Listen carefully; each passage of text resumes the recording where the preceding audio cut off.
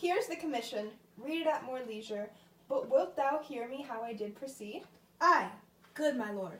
An earnest conjuration from the king, as England was his faithful tributary, as love between them like the palm might flourish, as peace should stiff her wheaten garland wear, and stand a comma between their amities, and many such like the asses of great charge, that, on the view and knowing of these contents, without debatement further, more or less, he should the bearers put to sudden death, not thriving time allowed.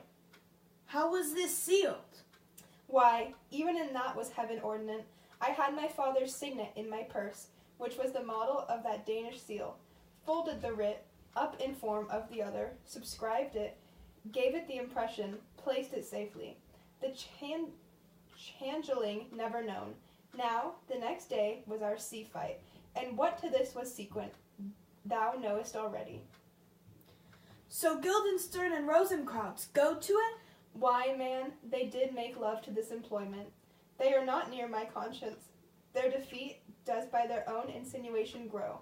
'Tis dangerous when the baser nature comes between the pass and fell incensed points of mighty opposites. Why, what a king is this? Does it not, thinkest thee, stand me now upon? He hath killed my king and whored my mother, popped in between the election and my hopes, thrown out his angle for my proper life, and with such cozenage, it's not perfect conscience to quit him with this arm, and is it not to be damned to let this canker of our nature come in further evil? It must be shortly known to him from England. What is the issue of the business there? It will be short. The interim is mine, and a man's life no more than to say, one. But I am very sorry, good Horatio, that to Laertes I forgot myself. For by the image of my cause, I see the portraiture of his. I'll court his favors, but sure, the bravery of his grief did put me into a towering passion. Peace! Who come here? Your lordship is right. Welcome back to Denmark. I humbly thank you, sir. Don't know this waterfly? No, my good lord. Thy state is the more gracious, for 'tis a vice to know him. He hath much land, and fertile. Let a beast be lord of beasts, and his crib shall stand the king's mess. 'Tis a choff, but, as I say, spacious in the possession of dirt. Sweet lord, if your lordship were at leisure, I should impart a thing to you from his majesty.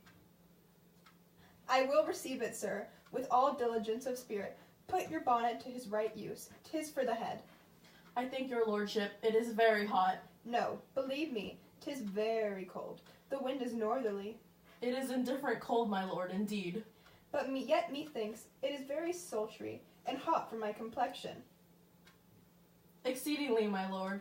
It is very sultry, as to where, I cannot tell how, but my lord, his majesty bade me signify to you that he has laid a great wager on your head, sir. This is the matter. I beseech you, remember. Nay, good my lord, for mine ease in good faith. Sir, here is newly come to court Laertes. Believe me, an absolute gentleman, full of most excellent differences, of very soft society and great showing. Indeed, to speak feelingly of him, he is the card or calendar of gentry, for you shall find him in the continent of what part a gentleman would see. Sir, his definement suffers no perdition in you, though I know, to divide him inventorily would dizzy the arithmetic of memory, and yet, but yaw, neither in respect of his quick sail, but in the verity of extolment, I take him to be soul of great article, and his infusion of such dearth and rareness, as, to make true diction of him, his semblance in his mirror, and who else would trace him, his umbrage, nothing more. Your lordship speaks most infallibly of him. The concernary, sir, why do we wrap the gentleman in our more raw breath? Sir? It's not possible to understand in another tongue? You will do it, sir, really. What imports the nomination of this gentleman? Of Laertes? His purse is empty already. All his golden words are spent. Of him, sir. I know you are not ignorant. I would you did, sir, yet in faith, If you did, it would not much approve me. Well, sir? You're not ignorant of what excellence Laertes is. I dare not confess that, lest I should compare with him in excellence, but to know a man well were to know himself. I mean, sir, for his weapon, but in the imputation laid on him by them, in what his meed he's unfellowed. What's his weapon? Rapier and dagger. That's 2 of his weapons, but well. The king, sir, hath wagered with him 6 Barbary horses, against the which he has imponed, as I take in 6 French rapiers and poniards with their assigns, as girdle hangers and so.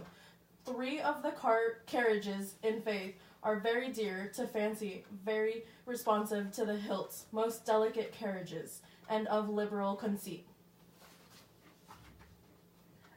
What call you the carriages?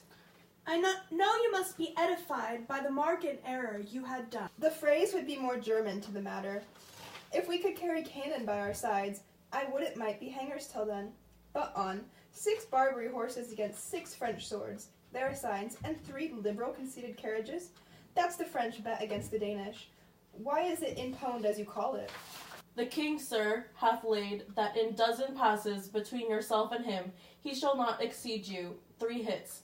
He hath laid on 12 for 9, and it would come to immediate trial, if your lordship would vouchsafe the answer. How if I answer no? I mean, my lord, the opposition of your person in trial. Sir, I will walk here in the hall.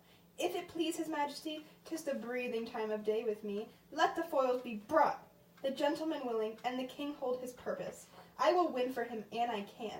If not, I will gain nothing but my shame and the odd hits. Shall I redeliver you, and so? To this effect, sir, after what flourish your nature will. I commend my duty to your lordship. Yours,